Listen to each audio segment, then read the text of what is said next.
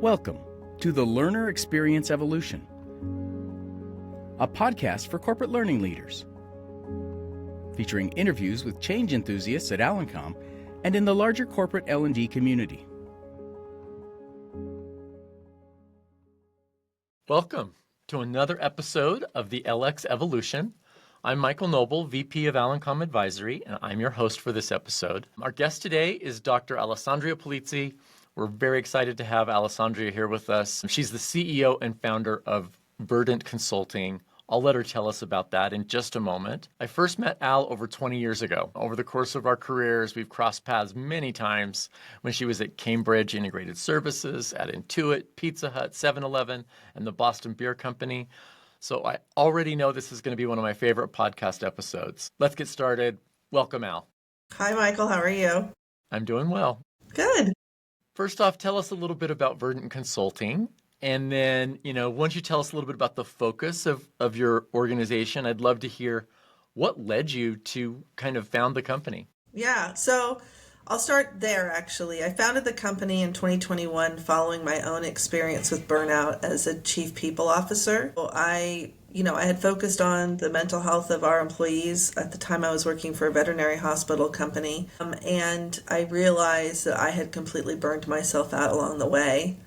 So while I took time off to handle that, I started researching what causes burnout, how can I prevent it in the future, and I kind of locked into this treasure trove of data and research around workplace mental health, psychological health and safety, resiliency, and burnout prevention. And of course, with me, the world must know, right? So I'm an educator, been an educator since I taught college, my first career. And so I decided to pivot and focus on helping organizations implement the global standards and the scientific research around creating healthy and thriving workplaces. So that's what Verdant focuses on. We help organizations implement the global guidelines around psychological health and safety and workplace mental health. And we also help them build resilient leaders and teams. That's exciting to me for a couple of reasons. One of them is I think there's a big gap. The experience that you've had,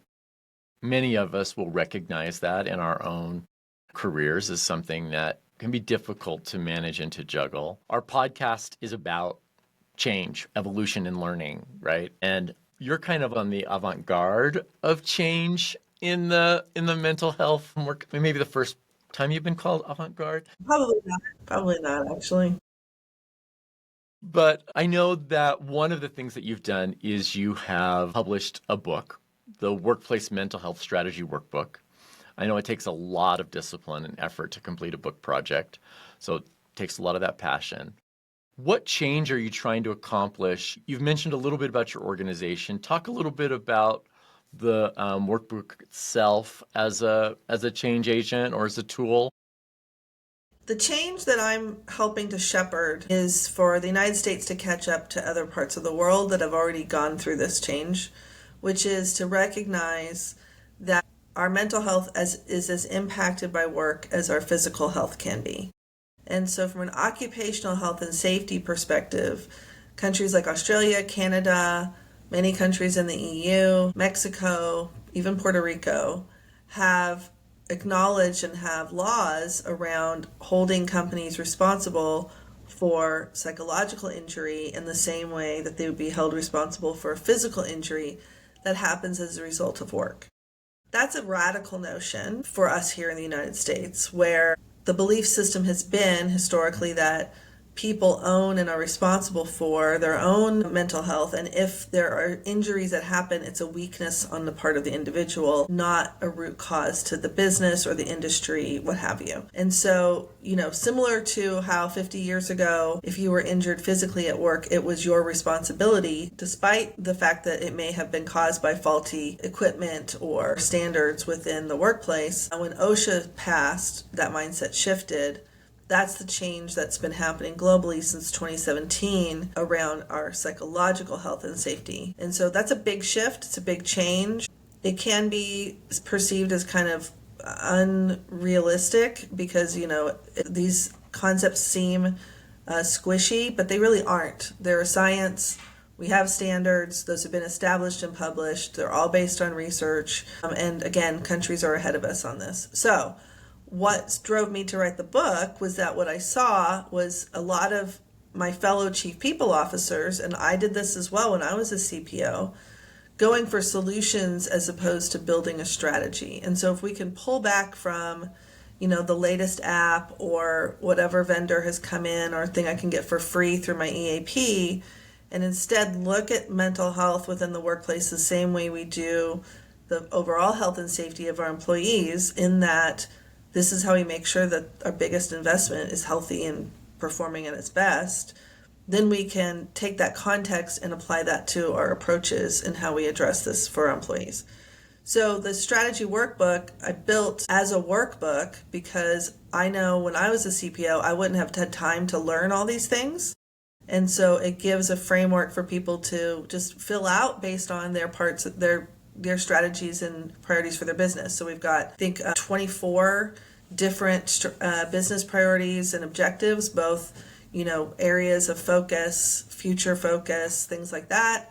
And then we have frameworks people can use to help implement the scientific standards around creating psychologically healthy and thriving workplaces. If we think about change and getting people to change their minds, it's even harder to get institutions and cultures to change their mind. I'd love to hear a little bit about how this is received by your customers, or hey, you've got a champion that brings you in. How do you build enough influence to actually, initiate change in an organization? Or does it take a crisis? That's interesting you say that about taking a crisis. It really depends. So kind of my cheeky answer when people ask me what my industry is, my cheeky answer is any industry where people experience stress and they have an executive team that cares. And so the hard facts are that there are 0 studies that show that having unhealthy people at work is advantageous to your business. There's not one study that says burning people out, treating people like garbage, toxic leadership, none of that stuff is advantageous to the business.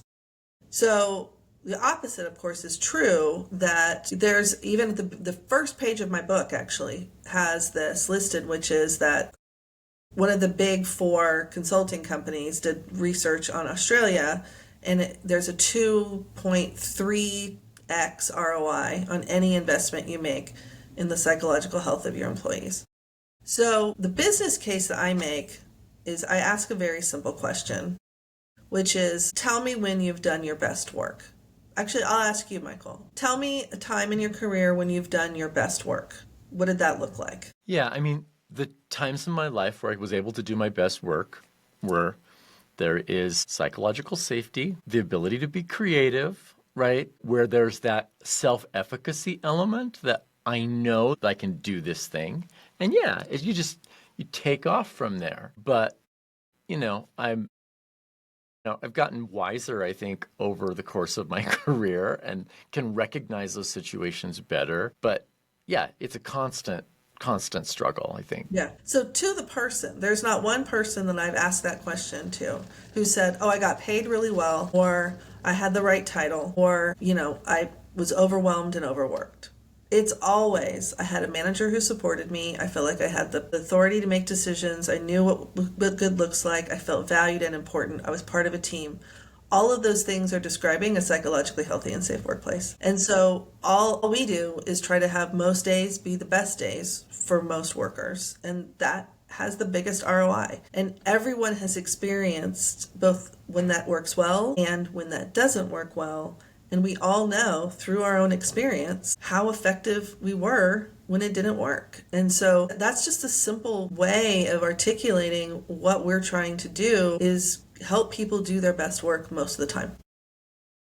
So in addition to this focus that you have, workplace mental health, the kind of broader HR umbrella that it falls under, I know you've got an extensive background in learning and development as well. A lot of our listeners are coming specifically from that aspect of L&D. This is one of those topics that I think,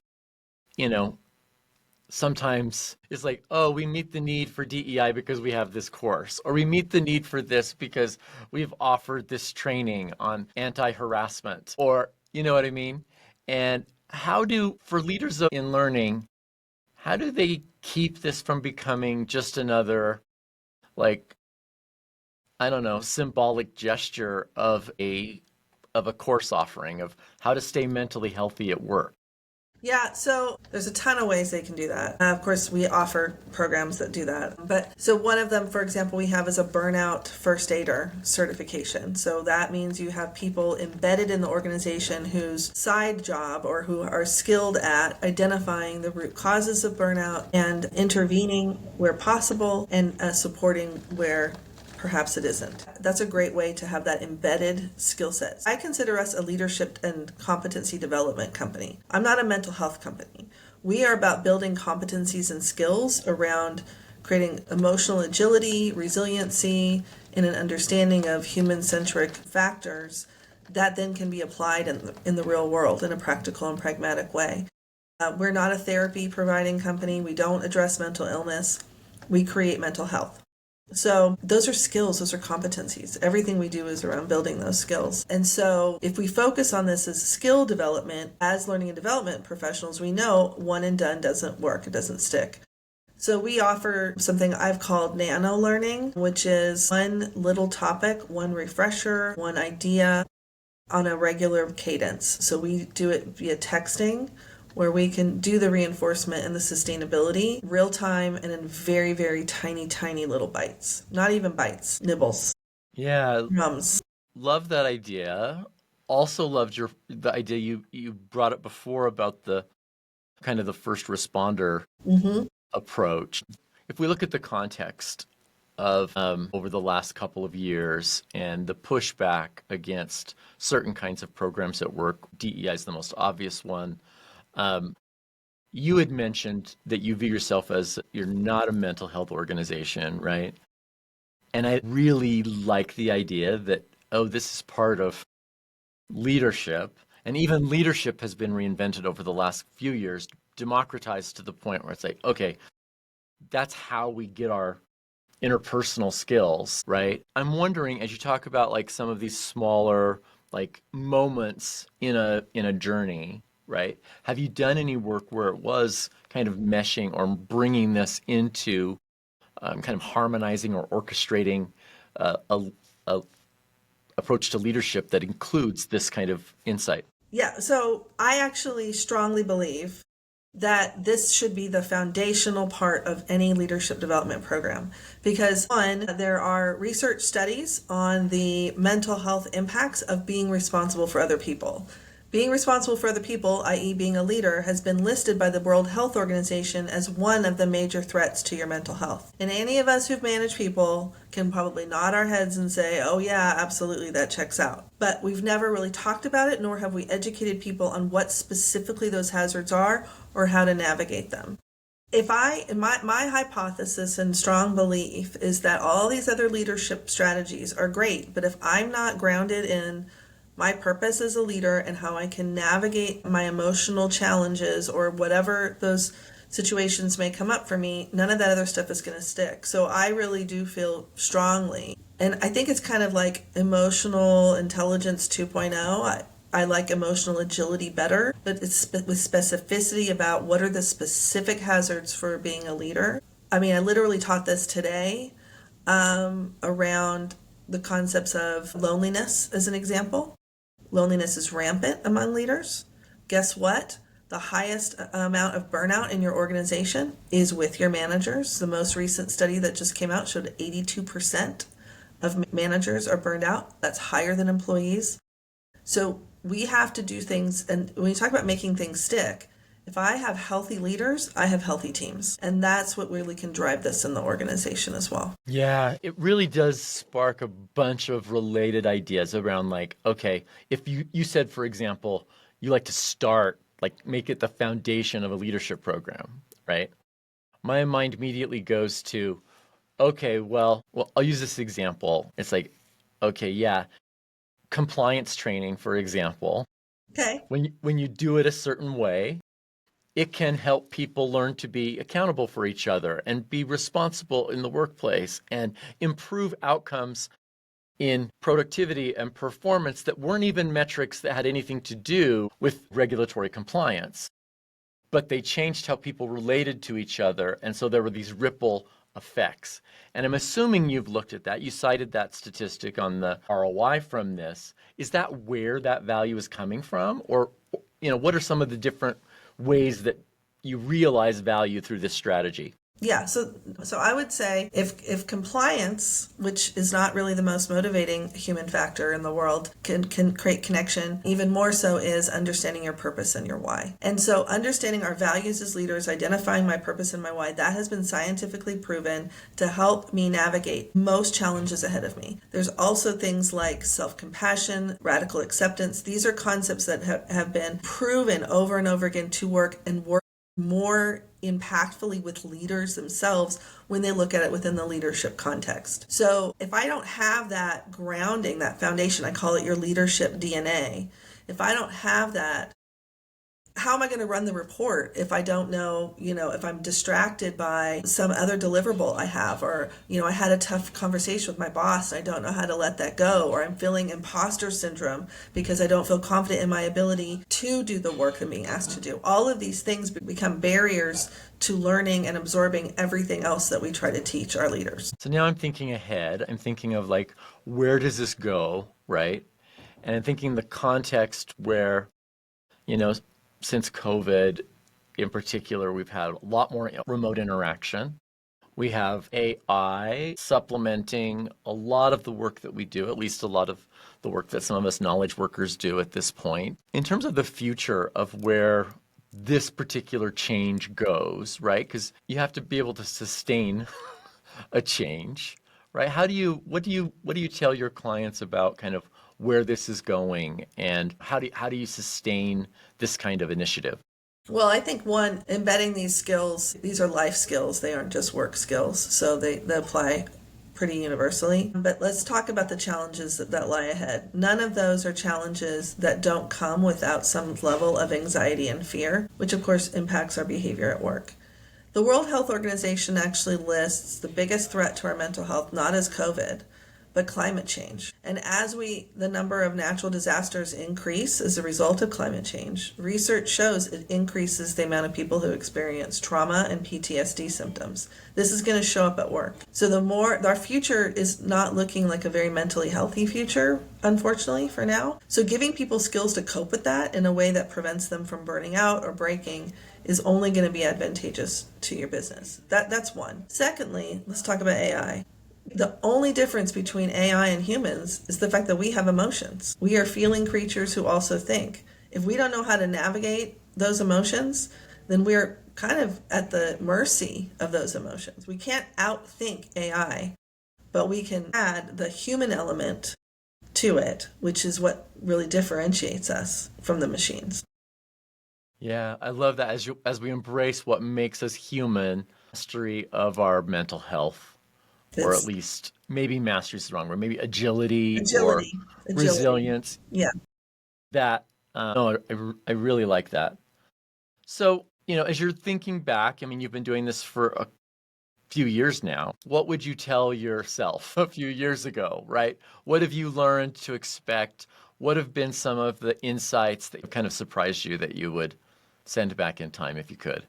That's a very great question. Several things. One, not everyone is going to see the vision as clearly as I see it. So that's going to be it's not as obvious. So just be patient. We were really early to market. No one was really doing anything in this space when we started, and very few are doing it now. So again, be patient. And I think, what do they say? Trust the process. That's what my son tells me when I'm nagging him about This is a new getting thing anything done. He's like, yeah, trust the process, Dad. This is a new thing the kids say I have learned from my Well, Al, thank you so much for being our guest on the podcast. I'll remind everybody the title of your book is the Workplace Mental Health Strategy Workbook. I love the book in that it is so interactive and engaging, and it kind of invites you to participate in a way that I'm a skimmer. Unless it's a good novel, I'm going to skim. If it's a novel, I'm going to savor every word. But I found myself answering the questions and unable to skim because it really brings you in. And I think this is an important topic and, relates to leadership development and onboarding and all the things that we try to accomplish. But I think, to your point, I think we're missing some of the fundamentals and some of the things that would create a context where learning could actually happen. Yeah. So thanks for your time. I hope you'll join us again soon. And listeners, thank you for tuning in. Tell your friends about us. Drop us a line at info@allencom.com if you have ideas or questions. And until next time. Thank you for joining the Learner Experience Evolution. All episodes will be posted on the Allencom website, or you can subscribe wherever you get your podcasts. Please reach out to info@allencom.com with any requests or questions.